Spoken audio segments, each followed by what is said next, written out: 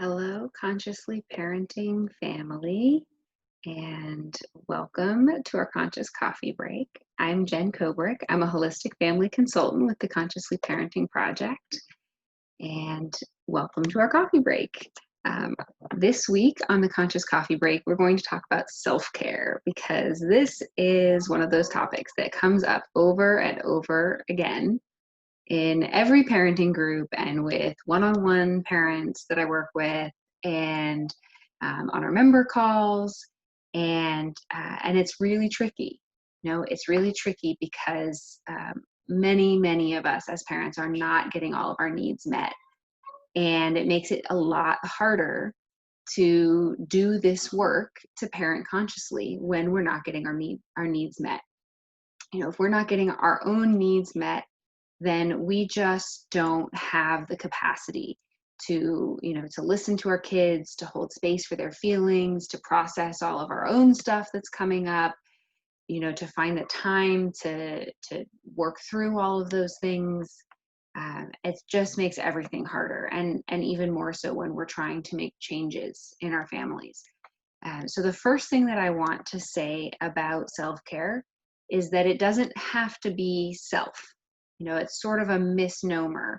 And of course, it is important to take good care of ourselves and not just take care of other people, but it's also not entirely our own responsibility to get our needs met. We need community. We need the people in our families, our partners, for those who are parenting with a partner, close friends, professional support. There are lots of avenues that can be a part of getting your needs met. It doesn't have to be all on you, and you don't have to do it in isolation. So that's the first thing that I want to say is that self-care is really about getting your needs met, and that can absolutely include asking somebody else to meet your needs and not trying to do all of it yourself. So I'm going to talk through a few things that are really central to the idea of self-care and some misconceptions. But if you have questions about self-care, please feel free to put them in the comments. And if you have a challenge, if there's something that feels like it gets in the way of you getting what you need, or if you have a win, if there's something that's working really well or something that you've tried and it seems to be helping, then put that in the comments as well so that we can celebrate with you. And of course, if you're watching and just want to say hi, that's also great. Okay, so one of the misconceptions about self-care, I think, is this idea that self-care has to be done separate from your kids and that it has to cost money.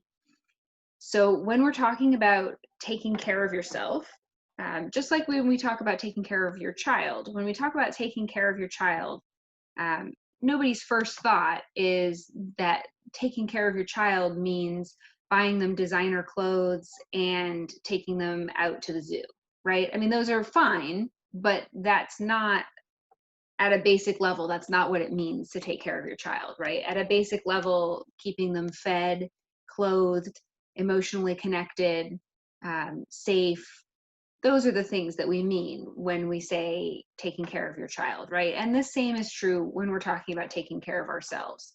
That, if going shopping, if getting your nails done, if those things are nurturing to you and you can afford them and you have the childcare to enable them to happen, then they're fine. There's nothing wrong with doing them. But at its basic level, getting your needs met and self-care means meeting the basic needs, means meeting your needs for sleep, for good food, for moving your body, for connection, for being in relationship with people, for creativity, for self-expression. Those are all needs, and exactly what that looks like is going to change from person to person. Exactly how much sleep one person needs is going to be different from another. Exactly what kind of food feels good is going to change from one person to another. And what creativity, for example, what creative expression feels like from one person to another is going to be different. So exactly what you do to meet those needs is not necessarily going to be the same as someone else. And for someone, something like getting a massage might feel like a very basic, a very basic caring for themselves. And for another person, that might feel like take it or leave it. So, for example, another thing that's helpful to think about with self-care is about which of your needs are most urgent. And that can change over time. If you've got a teething baby who hasn't slept properly in a week, then sleep might be the most pressing need right now. And you might not really care much what you eat, but sleep is like, alarm bells going off. Meet this need, self-care about sleep. And there's also a pattern in general. In general, one person might be able to function on a bit less sleep for a while, where another person is like immediately not enough sleep and they can't parent the next day. So some of this is a matter of self-knowledge, getting to know yourself and what's most important for you. And some of it may be some trial and error. I sacrificed my sleep one night in order to have more time for a creative pursuit, and then I was like a miserable person the next day. And from that experience, learn, okay, sleep is more important to me than I realized. Sleep has more of an impact on my life than I realized. So this is not a destination that we arrive at. Self-care is a practice, is something to be constantly learning about ourselves and our needs and readjusting. It's not like, like I figure out a schedule of self-care and then that's it, I'm done. It's always going to be the same. And I'm never going to have different needs and that's it. That's not how it works. It's a constant process of getting to know ourselves better and of learning how to meet our needs more effectively, and of checking in, of saying, okay, I tried this thing for self-care and it didn't really make a dent. I don't really feel any different than I did before. Or I tried putting off this piece of self-care and it didn't really make a dent. So actually maybe that particular thing is something I can do without. Or I did this piece of self-care and wow, I feel amazing afterwards. And then, so that kind of feedback, that checking in with yourself about how does this feel in my body? How does my emotional tone feel if I do or don't engage in these different kinds of self-care?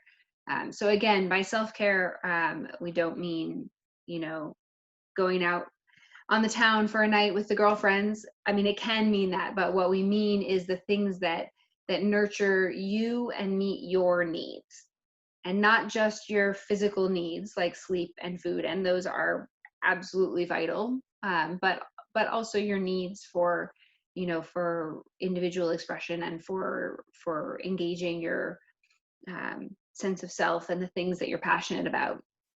And that can include time with your kids, time with your kids where you're not fighting about putting on clothes or fighting about eating vegetables or whatever, other struggles might be going on.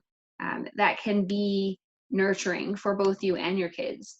And so one other thing that I wanted to talk about here before I go take a look at the comments and see what questions we've got today is about some ideas for things that can meet some of those needs alongside kids. Because I know right now, especially, there's a lot of people who are really struggling to feel like, I used to have a babysitter come or have my kids go to school for a part of the day or daycare or something.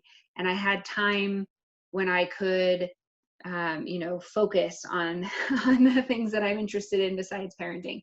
I had time where I could go take a yoga class, but now the gym's closed, or or go do something else by myself that I can't do right now.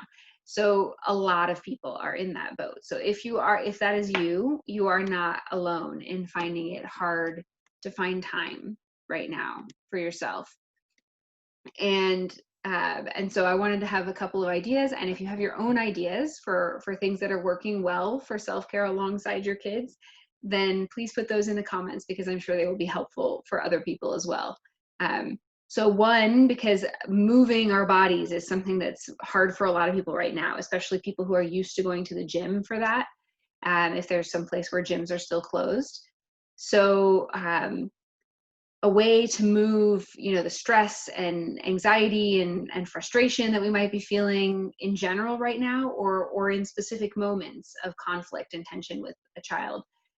The spontaneous dance party is a fun way of allowing you to move and allowing your child to move. So this can be any kind of music, whatever kind of music is fun for you and your kids, or either or both. And the goofier and sillier and more ridiculous, the better. You do not need to be a professional dancer to be having a spontaneous dance party with your kids. I mean, this can literally be like, who can be the more ridiculous looking bunny hopping around the house to the music. I mean, the more silly and goofy and wild, the more effective that is at just, releasing all of the pent up stress and frustration. And kids find this really fun too. Most kids find this really fun. And even if your kid doesn't feel like dancing, they're probably going to find it really fun to laugh, and watch you be silly. All right, another thing that can be really fun to do along with kids is creative activities. And if you have a creative streak, then you're probably not going to want to work on your masterpiece of oil on canvas with your 2-year-old helping with the paints, right? That's probably not going to work with your child involved in the activity. But if painting is enjoyable for you, and you're not trying to accomplish a masterpiece, then painting together with your kids can be, again, a way to meet both of your needs for creative expression. Or if being creative with food is more your speed, then cooking or baking together with your kids can be a way to meet that need. I have a child right now who's really into perler beads. So we've been making tons and tons of things out of perler beads. And, and so obviously my child is meeting a lot of creative needs by doing that. But I'm also getting to dig into, finding interesting ideas for things we could make, or when he has an idea but he can't figure out how to do it, then I get to get really creative about trying to help figure out how to make it work. So that's meeting some of my need to be intellectually engaged alongside meeting some of his needs. We can meet a lot of our needs for creativity and connection by playing. And if it feels really hard to set aside, your to-do list and all the things that need to get done during the day, or your work, or all of these big demands on your time, if it feels hard to set those aside and just play, then it may be helpful to set a timer, and say, okay, for 10 minutes, I'm just going to play. For 10 minutes, I'm not going to think about my to-do list. I'm going to, every time my mind wanders, I'm going to gently bring it back to where I am with my kids. If I'm bored with what my kids want to play, then I'm going to bring my attention to my child's face and seeing the joy on their face and noticing all the little things about how they move their body and all of their little quirks and their expressions and all of those endearing little things about them. And so besides that, this is obviously a very connecting and nurturing practice for children to experience that kind of undivided, unconditional attention from an adult. But it's also very nurturing for us, because if you've ever done any meditation, you may recognize in what I'm saying about, my mind's going to wander and I'm going to gently bring it back. I'm going to find something to focus my attention on. In this case, my child. Those are the same techniques that someone would do in meditation, sitting alone, silence, in lotus position, meditating. It's the same ideas of mindfulness, of bringing mindful attention and awareness to something specific in the present moment. And that practice is very useful for us as adults, as well as being connecting for our children. So that, and a finite amount of time may be easier, especially at the beginning, you know, to not feel like there's this anxiety of, oh, I've got these things pulling on my attention and I don't know when I'm ever going to get back to them, and I just want to get them done. And, you know, to know that it's only a finite period of time. You're not, you know, setting them aside and never coming back to them, but just for 10 minutes or even 5 minutes. Setting them aside and knowing that when that timer goes off, you know, that you're going to give your kid a hug and tell them how much you love them, and then, you know, step aside and go back to those things. All right, so I'm going to go check the comments here and see if anybody had any questions or anything about self-care or any ideas to add into that. So if you have more questions or anything, then absolutely please feel free to add them. I see a couple of hellos from people who are watching, so thank you for joining and watching live. And of course, if you end up joining later and you have questions or comments, then feel free to add them. And I do get notifications about comments on the videos, so I can always come back and answer your questions in the comments or do another video, because like I said, self-care is constantly coming up. So I am guessing that there will be more videos about self-care in the future.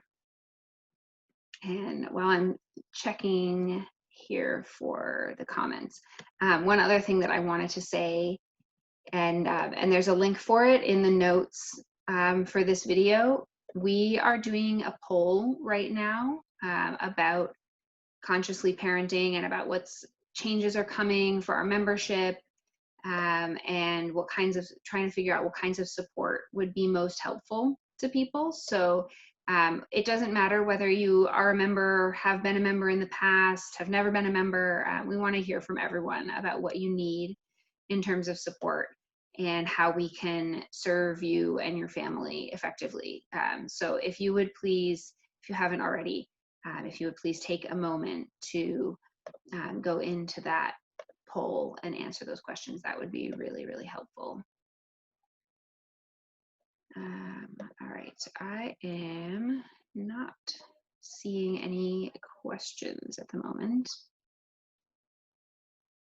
Just seeing some hellos. So thank you everyone for being here. And the other thing that you are more than welcome to add in the comments is if you have requests for future shows, for something that you'd like to see me talk about in the future, then that would also be helpful to know about. All right, so I'm not seeing any questions, so I'm going to go ahead and wrap up the video for today. So again, thank you for joining me, and if you're watching later, I hope that you enjoy the video and take really good care of yourselves and your family, and come join us and share with us your wins and your struggles, and you know, we're here to support you. All right, have a great week, and I will see you next Wednesday for the next live.